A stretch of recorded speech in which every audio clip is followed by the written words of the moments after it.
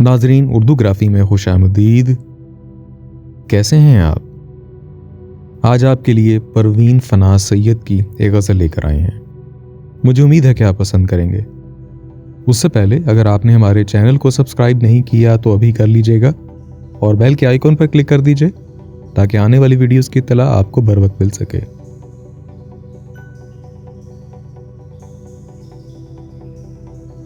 तुझको अब कोई शिकायत तो नहीं, मगर ये तर्के मोहब्बत तो नहीं। मेरी आंखों में उतरने वाले डूब जाना तेरी आदत तो नहीं। तुझसे बेगाने का गम है वरना मुझको खुद अपनी जरूरत तो नहीं।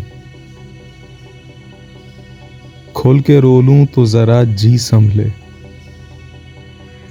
मुस्कुराना ही मुसर्रत तो नहीं। तुझसे फरहाद का तेशा ना उठा, इस जुनूं पर मुझे हैरत तो नहीं।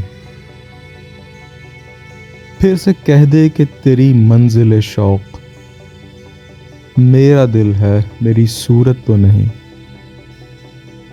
तेरी पहचान के लाखों अंदाज, सर झुकाना ही इबादत तो नहीं। तुझको अब कोई शिकायत तो नहीं, मगर ये तर्के मोहब्बत तो नहीं। जी, तो कैसी लगी आपको परवीन फनाज सैयद की गज़ल? मुझे उम्मीद है कि पसंद आई होगी।